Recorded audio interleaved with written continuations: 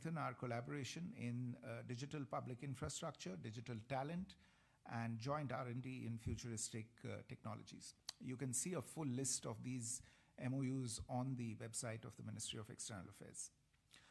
Both leaders also positively appraised the progress that is being made on the flagship Mumbai-Ahmedabad high-speed rail project and resolved to continue cooperation for the success of the project. They also launched the Next Generation Mobility Partnership, which would leverage the strength of Indian talent and Japanese technology in the infrastructure, logistics, and mobility sector, particularly railways, aviation, ports, and shipping. Tomorrow, as is tradition during the annual summit, the two prime ministers will together travel out of Tokyo. Tomorrow, they will visit Sendai in Miyagi Prefecture. Prime Minister will also visit the Tokyo Electron Factory, which is one of the world's leading semiconductor equipment manufacturing firms. And Prime Minister Ishiba will host lunch for Prime Minister Modi in Sendai itself before the Prime Minister leaves for the next leg of his visit. So once again, to sum up, I think the objective and the ambition of this visit has been to infuse much higher levels of aspiration and momentum into our special strategic and global partnership. And really this summit has been about greater ambition, a stronger and clearer vision, and a reaffirmation of the strength of the all-important India-Japan partnership. Let me stop there and I'll try and answer a few questions. Thank you. The floor is open, so please. Yeah, we have a question right behind, yes. Good evening, sir. I'm Shubhendu Ghosh from DD India. There is a reference to a joint crediting mechanism. Could you simplify what does that entail? Thank you.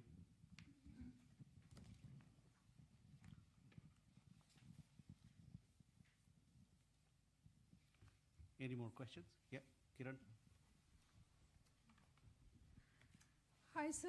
Could you please specify what are the areas where the 10 trillion yen Japanese investment is supposed to go?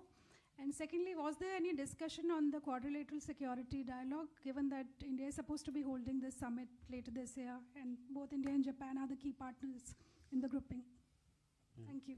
Sarjana, please do announce, please announce yourself, your name, and as also your नमस्कार organization. Sir, मैं सर्जना शर्मा हूँ Sanmarg newspaper से. मेरा question foreign secretary sir से. Sir, जलवायु परिवर्तन पर एक समझौता हुआ और ये आज पूरी दुनिया के लिए बहुत चिंता का विषय है. तरह तरह की फ्लड, गर्मी, तो इसमें क्या मैकेनिज्म भारत और जापान इसमें डेवलप करेंगे ताकि इस नेचर डिजास्टर से निपटा जा सके? You have a question there. Yeah, please. नमस्कार sir.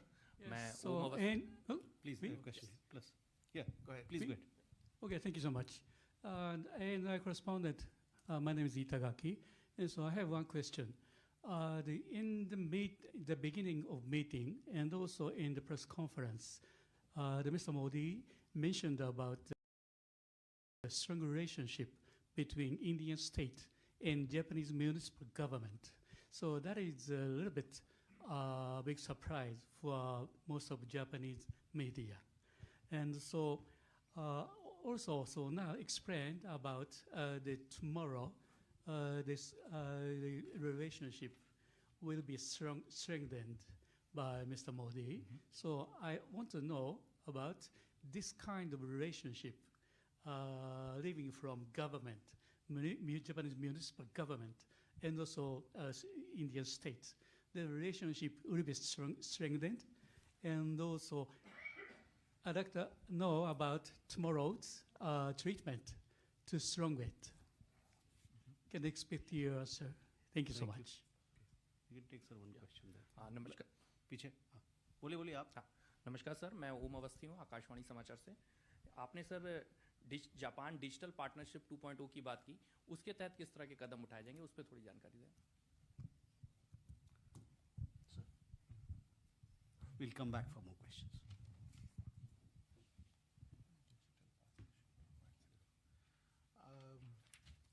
So this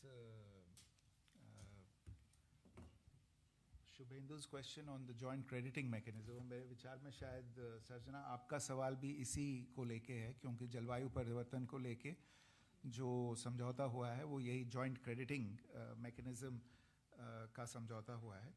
So the joint crediting mechanism is essentially an instrument to facilitate the diffusion of decarbonizing technologies, products, systems, and infrastructure, essentially allowing Japanese companies that make investments in these fields in India it'll help us, of course, in India to meet our greenhouse gas emission reduction goals and promote Japanese investment in India as well. It allows the crediting mechanism allows the two governments to jointly account for carbon reducing measures, and it creates another avenue for green investment by Japanese entities into India. Insofar as the question on the 10 trillion yen investment is concerned, look, we have not set or connected any particular areas to this investment. As you are aware, the investment is eventually going to be made by private companies, and private companies will decide the areas most suited. But if you look at everything else that we have done during the course of this visit, for instance, the areas that I highlighted insofar as the economic security initiative is concerned, or the 8 pillars of the joint vision document, I think you have a fair idea of where the investment is likely to be directed. On the issue of the Quad, yes, both Prime Ministers noted that it was an important forum for discussions and agreed to remain in close touch on this particular issue. With regard to the question on engagement between states and prefectures, this is something that we have similar mechanisms with other countries where relationships are encouraged either between cities or provinces through agreement, of course, between the national governments. It helps in promoting tourism, promoting cultural exchanges, promoting people-to-people exchanges, and above all, it can also help in business promotion between the two countries. So this is what the intention is. Our ambassador here has been working on and promoting the connection between states in India and prefectures in Japan. If I'm not mistaken, you've been to every single prefecture in Japan. So he's very well equipped to drive this cooperation. But yes, tomorrow's event is going to be a very, very unique event when the Prime Minister will have the opportunity to address a group of governors from these prefectures, and I'm sure that there'll be some very good ideas that will come out of this interaction. So there was a question about digital 2.0. Digital partnership. Oh, okay. Yeah, the Digital Partnership 2.0 is essentially to take forward our existing partnership in this area. A lot of it will involve talent in the digital field, as well as promoting engagement between enterprises, business enterprises of the two sides that are specifically focused on the digital space. We have agreed to cooperate in digital public infrastructure, for instance, and going forward, there is going to be a lot of cooperation on AI between the two sides as part of the India-Japan joint vision on AI. So I would imagine that the Digital Partnership 2.0 will cover a lot of these areas as well. Okay, we have a question here. Hi, good evening. My name is Kenji. I'm with Japan Forward.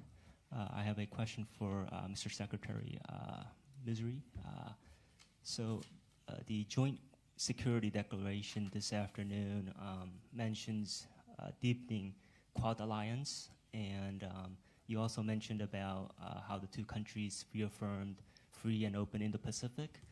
How do you think the intensifying trade tension with Washington and India will impact these sort of security architecture in East Asia? And how does India seek to balance its relationship between Beijing and Washington? You have a question right behind. Sir नमस्ते, मैं अरुण हूँ DD news से। सवाल मेरा ये है कि जब दो लीडर्स मिले थे तो यूएस टैरिफ्स को लेकर के कोई जिक्र हुआ था, क्योंकि जब सप्लाई चेन डिसरप्शन की बात करते हैं और एक तरह से पूरी दुनिया इससे प्रभावित है जो टैरिफ्स लगाए गए हैं, तो क्या इसका जिक्र हुआ दोनों लीडर्स के बीच में sir? Please. I'm Iwata from Sankei Shimbun, Japanese newspaper. Did Prime Ministers discuss U.S. tariff issue? You have a question there, yes. मेरा नाम पूनम है, मैं आईएनएस मीडिया से हूँ। सर मेरा सवाल भी टैरिफ को लेकर है कि क्या बातचीत हुई है, क्योंकि जापान नेगोशिएटर का भी जाना कैंसिल हो गया है, तो क्या स्टैंड इंडिया के साथ है? ठीक। Last question there behind, yes. Sir, you talked about Chandrayaan Mission 5. अपना नाम बताइए। Sir, I'm Rajneesh from ANI. So, what kind of technological support is expected from Japan? Can you just elaborate on it?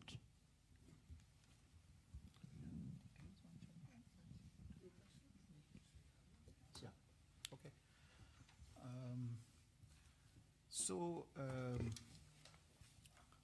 I think the first question was primarily on the joint declaration on security cooperation between the two countries, and then I think there were a number of other issues that you brought into that question. So insofar as the joint declaration on security cooperation is concerned, obviously the idea is to take forward the engagement that is there between the two sides right now to contribute to each other's defense readiness and capabilities through the existing channels of engagement between the two sides. We also have shared goals in maritime security. There is a very robust program of defense industrial cooperation between the two sides. We also want to work closer together on combating traditional and non-traditional threats, and to engage more closely in exchanging views on developing security threats in both regions. Now, the joint declaration will obviously help put an institutional framework around all of these discussions, and we look forward to this particular engagement with Japan. You referred to tensions, other tensions. I think at this point in time, our discussion with Japan is about our bilateral issues. We were not discussing issues between either one of us and any third country, and therefore I would not be in a position to talk about the impact of issues between two other capitals that are not in the room today. Today's discussions were more about, as I said, the broad vision for the India-Japan relationship, what we are doing together, Naturally, what is happening in the rest of the world is discussed, but today's focus remained squarely on our bilateral cooperation. I think all the other questions really are related to the tariff issue and whether tariffs being imposed were discussed between the two of us. I can share with you that both the Prime Ministers exchanged views on the global situation, the impact that some of these moves have had, and how that essentially creates the ground and the logic for closer cooperation between India and Japan, especially in the field of business, the economy, supply chains, making them more resilient, diversifying our resource bases and our supply chains as well. So that was the thrust of the conversation today. Insofar as Chandrayaan 5 is concerned, the Chandrayaan 5 is also known as the LUPEX mission, the Lunar Polar Expedition. It's a very special mission. It will build on India's successful landing on the south pole of the moon, and the idea is to look together for signs that might support human habitation on the moon. But our space collaboration is not just limited to this one expedition, but it also includes plans to explore other planets together by synergizing our strengths. And the Chandrayaan 5 LUPEX mission will be a major short-term milestone in India's own lunar odyssey, lunar exploration odyssey, which also incidentally envisions Indian astronauts landing on the moon by the year 2040. So the signing of the implementation arrangement today will fast-track progress on this particular issue in the coming times. Thank you. With that, ladies and gentlemen, we come to the close of this press briefing. Thank you very much for your presence. Obrigado.